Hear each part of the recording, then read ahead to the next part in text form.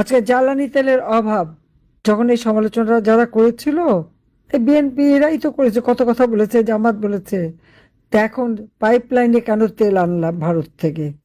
ওই পাইপলাইনে নাকি আমি তেল গ্যাস সব দিয়ে দেব। এখন হাড়ে হাড়ে টের পাচ্ছে না আমি কি তেল এনেছিলাম না তেলটা দিয়ে দিয়েছি। এখন ওই তেলের উপরই তো ভরসা।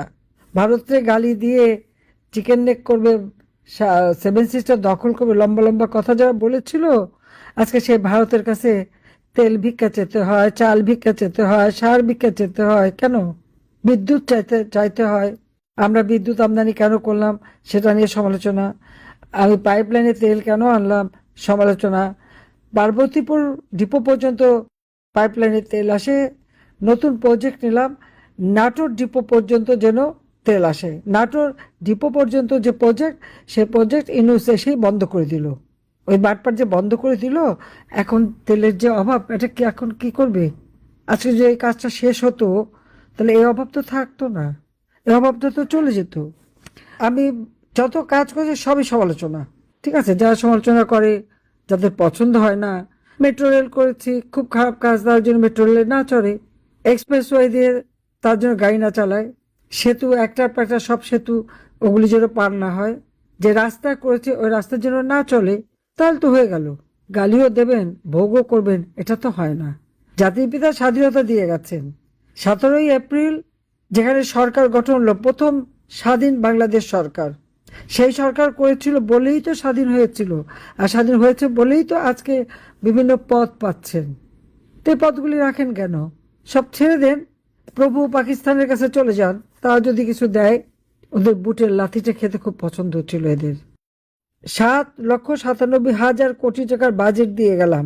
প্রত্যেকটা জিনিস আমার সিস্টেমেটিক ছিল। আমার স্বাস্থ্য, পুষ্টি, টিকা, প্রত্যেকটা কিছু আমার সময় মতো দিয়েছি। আর আজকে সেই শিশুরা টিকা পেল না। মানে এটা, এর থেকে দুর্ভাগ্যের আর কি হতে পারে? যেখানে মানে আমরা আমাকে এই 23-24 সালে, 24 সালে জানুয়ারিতে আমরা প্রায় 94% শিশুকে টিকা দিয়েছি। কিন্তু 2025 সালে এসে কি হলো? কারণ 24-এর অগাস্ট মাসে আমি ক্ষমতা থাকতে পারলাম না। 2025 সালে সেই টিকা নেমে গেল মাত্র 56%-এ। কেন এভাবে নেমে যাবে? কেন এই টিকা পাবে না শিশুরা? এই টাকা গেল কোথায়? কার পকেটে গেল? আমরা নাকি মানি লন্ডারিং করছি? এই টাকাগুলি কোথায়? তাদের সেই হিসাবটা দিতে হবে। আমি প্রতি ঘরে ঘরে বিদ্যুৎ দিয়েছি, আজকে বিদ্যুৎ নাই কেন? কোনো কোনো এলাকায় 24 ঘন্টা বিদ্যুৎ থাকে না। গ্যাস, বিদ্যুৎ, কোনো অভাব তো রাখিনি। কিন্তু যে কটা কাজ করেছি সে কটাই সমালোচনা। পরিকল্পিতভাবে পরিকল্পিতভাবে ইচ্ছা করে এই সমালোচনাগুলি করা হয়েছে মানুষকে বিভ্রান্ত করার জন্য। আর কি কি অদ্ভুত আমাদের দেশের কিছু মানুষ, তারা কিন্তু ঠিকই বিভ্রান্ত হয়ে গেছে। আজকে অবস্থাটা কি কি? বিদ্যুৎ কেন্দ্র বন্ধ, বিদ্যুৎ পায় না। আমরা কোভিডের সময় যেখানে বিনামূল্যে ভ্যাকসিন দিলাম, ওই কোভিডের সময়ও কিন্তু শিশুদের টিকা দেওয়া কিন্তু বন্ধ করিনি, শিশুদের টিকা দিয়েছি। আর আজকে কেন তারা পাবে না? আজকে কেন মায়ের কোল খালি হবে? সে জবাব দিতে হবে। ওই বাটপার ইউনূস আর খুনি তারেক, দুজনকে জবাব দিতে হবে দেশের মানুষের কাছে। এবং শিশু হত্যার দায় তাদের নিতে হবে। আজকে শিশু যখন মারা যায়, তারেক মেয়ে নিয়ে সিনেমা দেখতে যায়, আর মেয়ে বউ নিয়ে আবার থিয়েটারও দেখে, আবার বিয়েও খায়। চমৎকার। আবার কেউ তো বিয়েও দেয়, মেয়ে বিয়েতে খুব এই কথা করে দেয়। আর এই যে মানুষগুলি মারা যাচ্ছে, এদিকে কোনো নজর নাই। সাধারণ মানুষ আছে কেঁদে ফেরে। আজকে বিদ্যুৎ কেন্দ্র কেন বন্ধ হলো, সে জবাব দিতে হবে।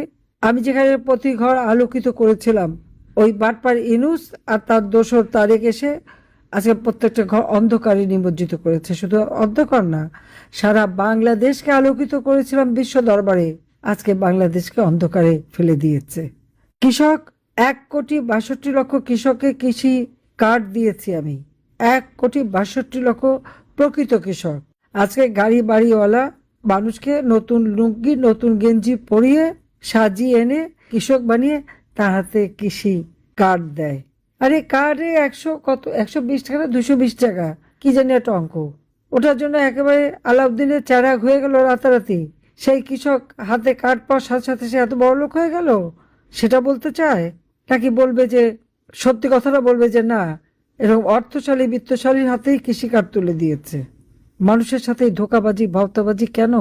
কিসের জন্য? সারের অভাব, আমরা নতুন সার কারখানা পলাশে অল্প গ্যাসে অধিক পরিমাণ সার পাওয়া যাবে। প্রত্যেকটা সার কারখানা, 5টা সার কারখানা বন্ধ হয়ে গেছে। বিদেশ থেকে সারও কিনতে পারছে না। কৃষক আজকে চাষ করবে কোথায়? সেচ দিতে পারে না। হাহাকার কৃষকের। উৎপাদিত পণ্য বাজারজাত করতে পারে না। তারা কষ্ট করে ফসল উৎপাদন করেছে, ওই যে আলু উৎপাদন করে হাটে নিয়ে আসছে, বিক্রি করতে পারে না। 1 মণ আলুর দাম মাত্র 120 টাকা ওঠে। তার তো আসা যাওয়ার খরচাটাও ওঠে না। আওয়ামী লীগ আমলে এরকম তো ছিল না। কৃষকের ঘরে সার পৌঁছে গেছে, উৎপাদিত পণ্যের ন্যায্য মূল্য তারা পেয়েছে, বাম্পার ফলন হয়েছে, বিক্রি করতে পারে না। সরকার থেকে এসে এই আলু কিনে আমরা যে বিনা পয়সায় যাদেরকে চাল দিতাম, যারা এখন হতদরিদ্র বা কাজ করতে পারে না, আমরা সেখানেও আলু দিয়েছি তাদেরকে, ট্রাকে করে বিক্রি করা যেন কৃষক তার উৎপাদিত পণ্যের ন্যায্য মূল্য পায়, সেটা আমরা নিশ্চিত করেছি। বর্গা চাষিদের বিনা জামানতে কৃষি ঋণও আমরা।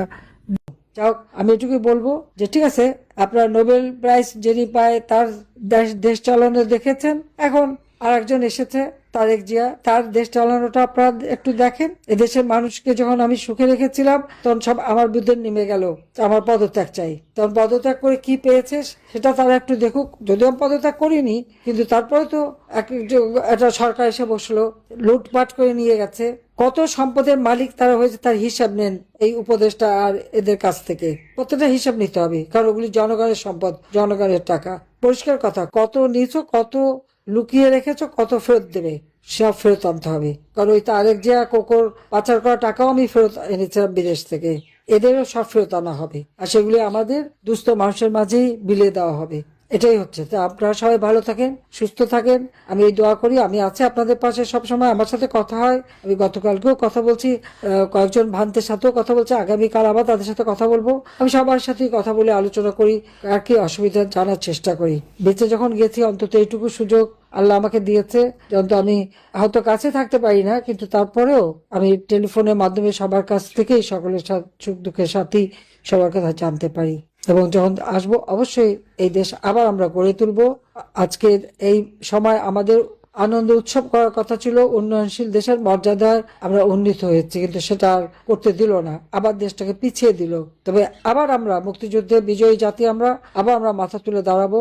2041 সালের মধ্যে বাংলাদেশ স্মার্ট বাংলাদেশ হিসেবে আমরা গড়ে তুলবো, উন্নত সমৃদ্ধ সোনার বাংলাদেশ গড়ে তুলে জাতির পিতার স্বপ্ন পূরণ করব। সবাইকে ধন্যবাদ। জয় বাংলা, জয় বঙ্গবন্ধু, বাংলাদেশ চিরজীবী হোক। খোদা।